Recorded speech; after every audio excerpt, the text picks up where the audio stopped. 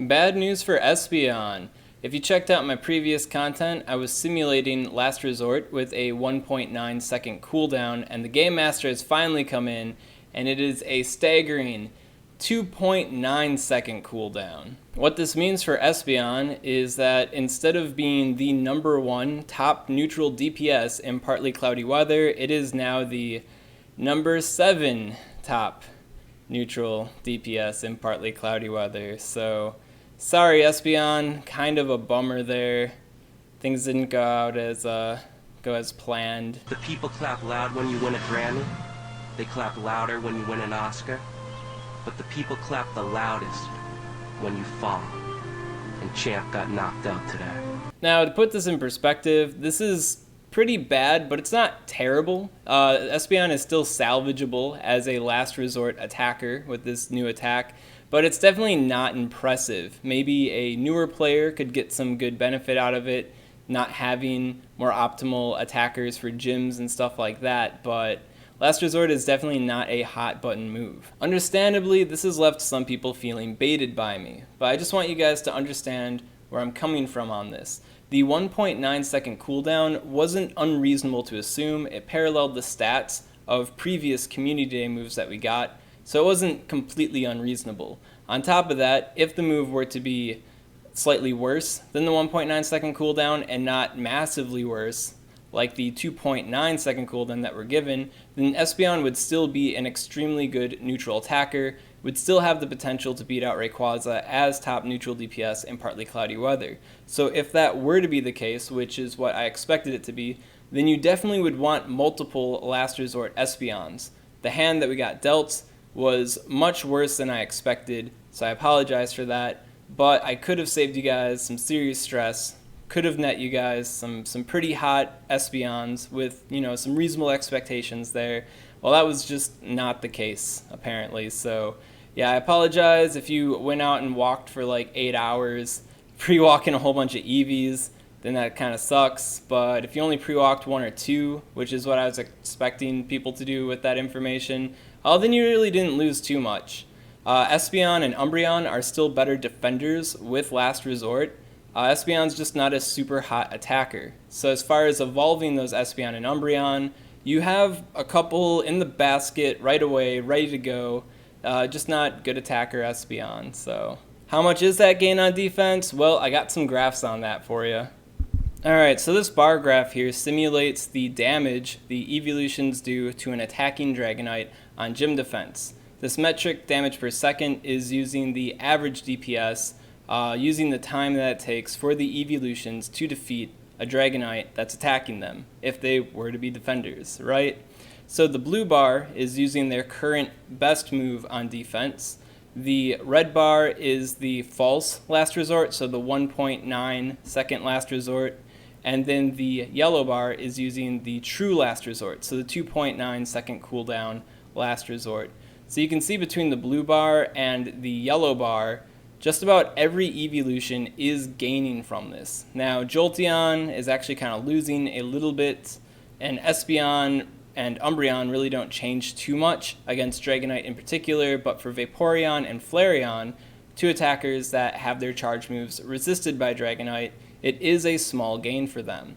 As far as the loss on defense from going from the buffed Last Resort to the nerfed Last Resort, the loss isn't that staggering. It is a loss, but not that massive in the grand scheme of things. Now this bar graph here is simulating the evolutions as defenders once again, but instead of having a Dragonite as an attacker, it has a more optimal or best counter to them. So for Vaporeon, we're using Venusaur as an attacker, Flareon uses Kyogre, Jolteon uses Groudon, Umbreon uses Machamp, Espeon uses Tyranitar, and Eevee uses Machamp.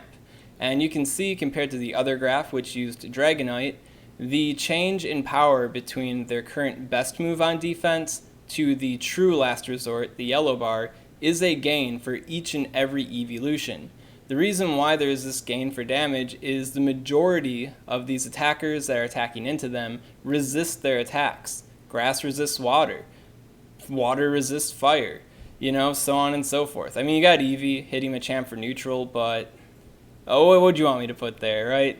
Yeah, so for each of these Pokemon, hitting with a neutral charge move instead of a resisted charge move is going to be an obvious gain for them in terms of causing pain to the would-be attackers, which is the best we can hope for right now, right? Now, how much does this matter in a meta sense? Well, not a whole lot. With the friendship gifts, we now are getting overloaded with max revives and max potions. I don't know about you guys, but I've got like 400 max potions in the bank right now. Anytime one of my Pokemon get a little scratch, I'm just like...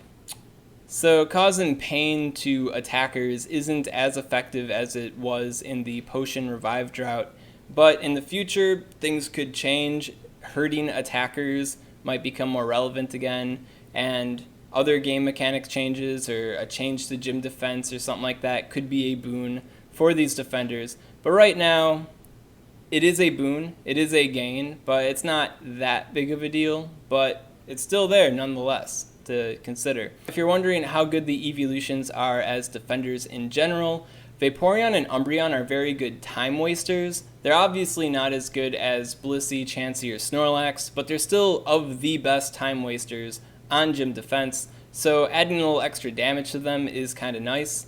And as far as Jolteon and Espeon go, they're two of the best damage dealers on defense. Once again, not on the level of Blissey or Snorlax, but they do cause some serious pain with Volt Switch and Confusion.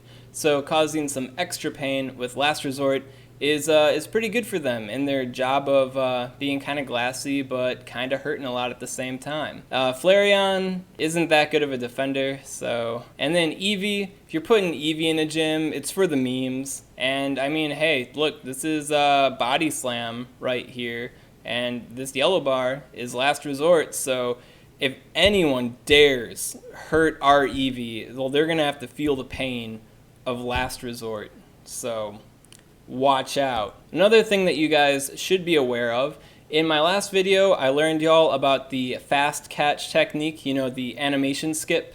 That's where you put your finger on the Pokeball and you drag it to the berry, and then you catch the Pokemon like usual while holding your other finger down on the berry still, and then you tap the screen and it brings up the Pokeball menu, and then you tap the runaway, and then you skip the whole catch animation, right? Little graphic there, let you guys know what's going on with that. If it sounds very confusing, well, get learned, try it out, see if it works out. Well, there is a glitch going on with it right now. If you feed the Pokemon a berry, and then you try to do the animation skip glitch, then it will cause your game to freeze. And then you'll have to turn off your game and turn it back on, and well, you're not saving time then, right? If you're using the quick catch technique, the animation skip, whatever you want to call it, do not feed the Pokemon berries. You're going to just have to live without the extra catch rate or the extra candy. That's the price you got to pay the troll to use his dark magics and catch things faster. For the Community Day event, I'd say using the quick catch without berries is going to be more optimal, since you do have the 3x Stardust bonus from catching, 4.5x if you're using the star chip, so go for it, guys. Just gotta make you aware of that, because you know, you might give it a berry and then you're like, my game froze, Ryan Swag dirtied me again, first Espeon, now this, right? Well, now you guys know to not feed the berry, and now you guys know to, I don't know, not walk 60 kilometers today in preparation for Espeon, because Espeon is not as good as I thought it would be. I mean, there have been last-minute Game Master changes before. Espeon could still improve, but I really doubt it at this point. I've never seen Niantic last-minute buff a Community Day move, right? So, sorry about that. Hope you guys don't feel too baited. I hope you guys understand why I wanted to get that information out to you sooner than later. And yeah, here we are. If you got any questions on this content, comment below. Let me know. And if you like this content, you want to see more like it, get some more of them swag tips, well then subscribe to the Swag Man, of course. SwagTips. Another cool thing about Last Resort on Eevee is that it is a reference to its Z move from the console game. So Pokemon Sun and Moon, they introduced Z moves, which is a special technique. You have a Z crystal, you got the special bond with your friend, and then using a particular attack allows them to unlock this special Z move level of the attack. So for EV with Last Resort, not the evolutions, just EV, Last Resort allows it to unlock Extreme Evo Boost.